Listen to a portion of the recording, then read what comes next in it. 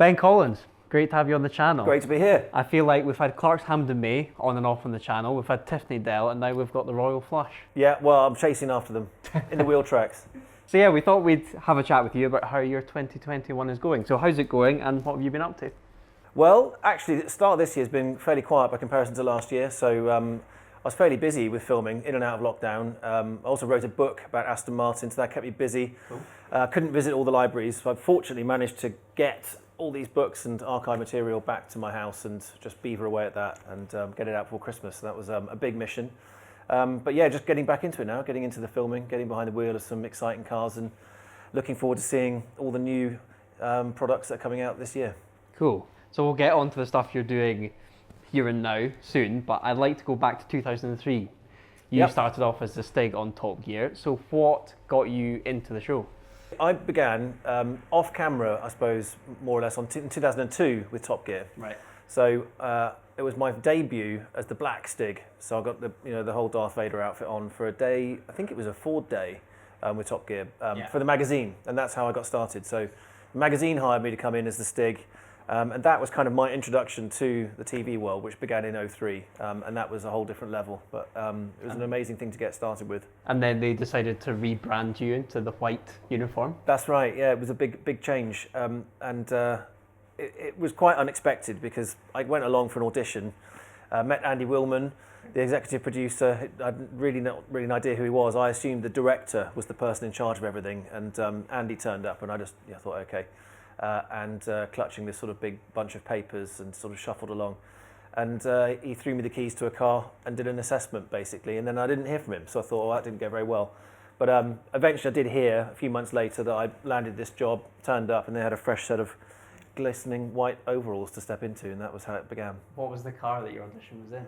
It was a Ford Focus. And what's it like as a racing driver spending so much time on an airfield track? Because you've been used to driving the greatest circuits in the world, Spa, Le Mans, all these sort of places. What's it like when you are on a barren airfield like Dunsfold? Before Ben answers that question, have you ever wanted a Tesla Model 3? Well, we're giving you the chance to win a Model 3 just like this one by entering our Drive Tribe competition. Just click the link in the description, answer a quiz question, and then buy a ticket for £9.99. By entering our Tesla competition, you could have the chance to win a Model 3 or a £40,000 cash equivalent. The choice is yours. Okay, let's see what Ben has to say. It's different because it's flat, but then again, I've raced on airport circuits before, and you get used to that. Actually, Dunsfold is a brilliant track. It's got a really good mix, and it's funny how a lot of people go there and think, like manufacturers think, oh, it must be low downforce because it's got these long straights. It was brilliant for testing because you had these very heavy, deep braking zones, one tight, twisty chicane that you could feel that weight transfer, and the rest of it really, really fast and good to sort of unleash the full potential of the cars. So I loved it. I never got tired of Dunsfold, and every lap was different in every different car, so it never was the same twice. We have got questions in from our audience, and this is the first of them. They would like to know what was the greatest car you ever drove around the Top Gear test track, and what was the worst? So the greatest car I drove was the Porsche Carrera GT. Nice. Even if it wasn't the greatest lap, but it was a real challenge, and I got not blasé, but I got comfortable jumping in so many different types of cars that I thought nothing of. A supercar with a Formula One engine in the back of it.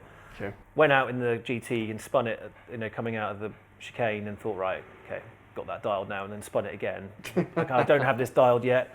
And I wasn't used to spinning there, but the car was so stiff and the power was so savage, and your feet sort of sat on this aluminium deck. It was very raw. It was difficult to keep your feet in a position, and it had a hair trigger throttle, so any movement on the power had an instant effect on the rear wheels, and out of the hammerhead was really bumpy. So as the car was riding this, it was all going on in the cockpit. You had to really think about what you were doing, and it was sort of like I don't know, tap dancing. You had to be absolutely in time with the throttle to the bumps. So I had to get myself wedged into the seat a bit better, and then it all just synced together, and it was such a rewarding car to drive. Okay, so Carrera GT was the best car in the track. What was the worst? The old school TVRs, they were pretty terrible on track. They were really beguiling, and you press the brake pedal where you felt was right. You normally get a feeling of how much grip a car has. It was always too late for the TVR. You would turn in with an amount of speed that felt about right, which was always too much for it as well. So it always wanted to lock its wheels, and it always wanted to spin when you turn the steering wheel. And yeah, they were just savage. Again, you kind of got used to it, and I think it's actually what TVR owners love about these things, is there's this sort of quirky British car that is a bit frightening to drive, and I suppose it reminds you you're alive. I guess that's why they do it, if the ones that survive, that is. Okay, fair enough. Another question from the internet. Which of your Stig cousins was your favourite? American, African, Chinese, lorry driver, German, vegetarian, or Italian? I guess selfishly, I enjoyed the one that I got to do, which was the German Stig. I just loved the mullet. I must say, speaking of the German one, it's not quite the same episode, but my favourite Stig moment is when James comes over the hill at Zolder in the DBRS9 ahead of that 911 in the Top Gear Britain versus Germany. That gets me so pumped every single time. You come over the rise and you're ahead. It was, I love that as well. It's such a cool film because it was rare that I got to drive a proper thoroughbred racing car on the show. Was that the GT1 car or the GT3 car? GT3. Right, okay. The funny part with that shoot was that the car that I was driving had a sticking throttle. So occasionally in some of the corners it was going 100% gas when I was trying to slow down, which made it entertaining. And I was racing against Hans Schrick, I think it was, the pro German driver. So while I was trying to get the throttle fixed, he was warming up his tyres, and they started him at the front of the grid because I think the boys had underachieved in the challenges. So it was a proper chase, and I really thought, I don't know if my job's hanging on this, but I was driving like it was, and I just managed to sneak through with one of those. I'm either going to stop for the corner with everything locked up or end up in the gravel trap. Unfortunately, we didn't hit each other, so it was a relief, and I think quite a genuine moment of celebration. Cool. What was your relationship like with Jeremy, James and Richard? I had the best time, you know. I mean, most of my time was spent with the crew because we often were in different places. So the presenters would be doing their thing somewhere else, you know, doing the clever stuff, and we'd be out shooting somewhere on a windy airfield and having a great time. But it was great fun interlinking when we did the challenges, when we went to the Isle of Man, or and particularly on the live stunt shows, we'd travel the world and, you know, be around each other a lot more. I suppose the one I was around the most was probably Clarkson, because he was often doing the interviews after I'd done the tuition bit in the reasonably priced car. So we'd be chatting about the celeb that's just come in, what were they like. I'd always sit with the editor as well and sort of nose through the footage or remember where they'd spun off or done something funny. So we'd help stitch that together. So I'd normally be in the edit suite. Jeremy would come in like for a quick, you know, tell me something interesting. And similarly with the car reviews, you know, he really wanted to know what a different perspective was on the car he'd just driven. So we'd all swap ideas, and it was quite funny because we drive differently, but usually quite similar opinion from different angles. So would you say you were closest with Jeremy because of that time you spent with him?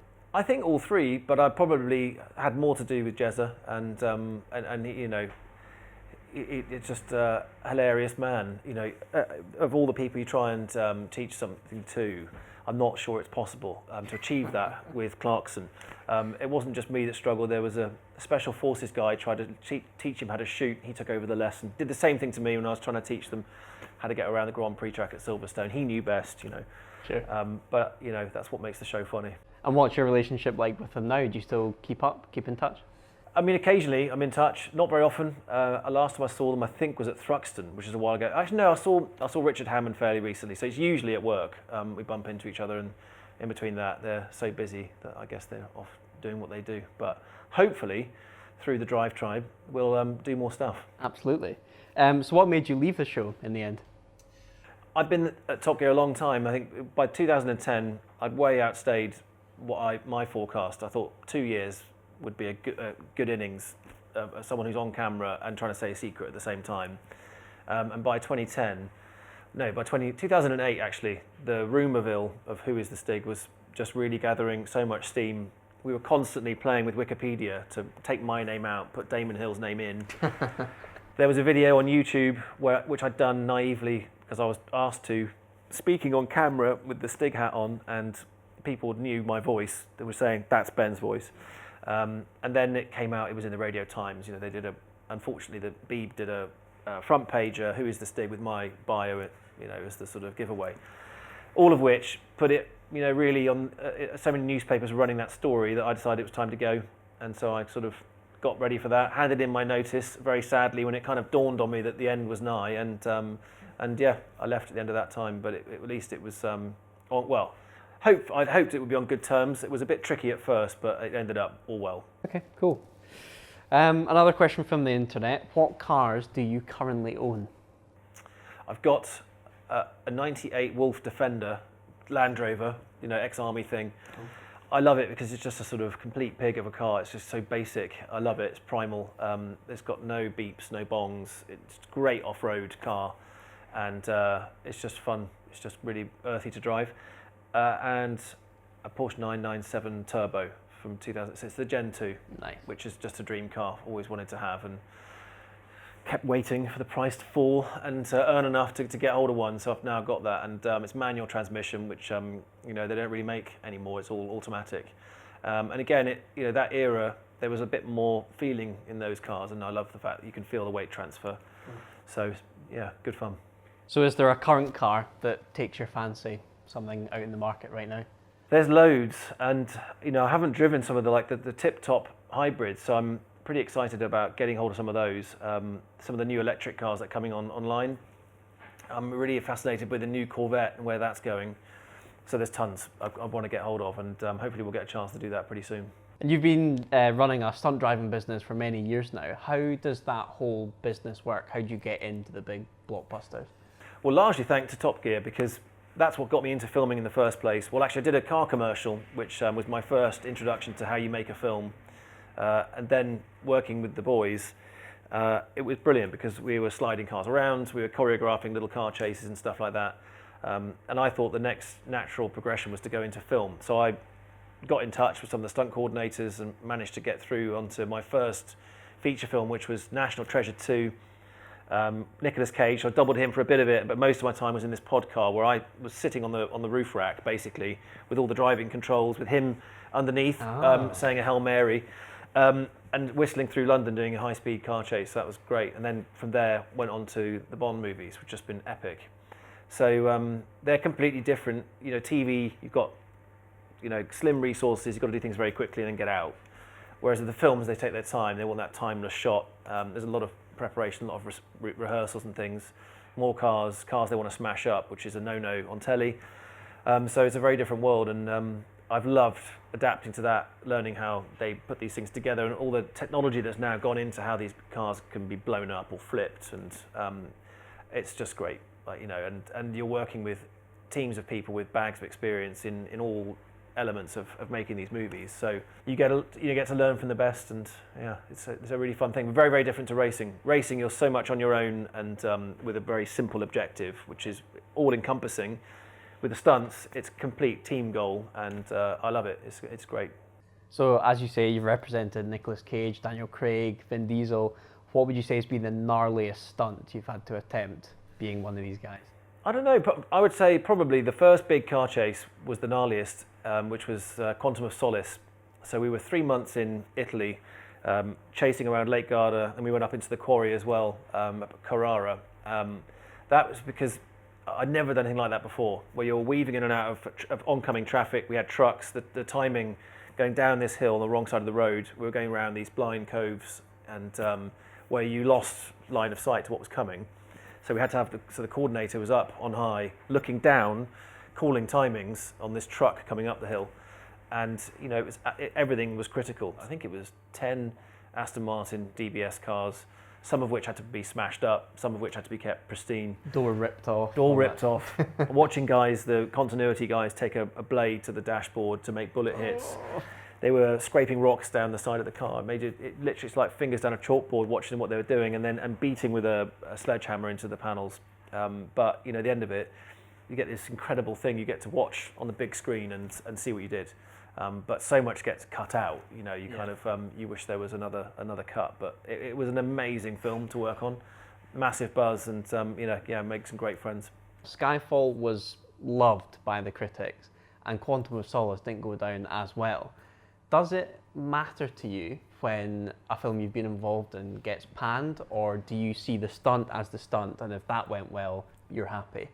I as long as I do a decent job and they ask me back, it's the result. And you know, that I've loved all the films I've worked on. You know, the sequences I did. You know, was fortunate to be there. So what people make of that, you know, that's it's subjective, isn't it? And you know, I think Bond always delivers. There's always an incredible action sequence, and they are timeless in their own right. And you kind of go back and you look at these things, and you go back in time, and I mean, you can watch them again and again. That's what's so cool about those movies, I think.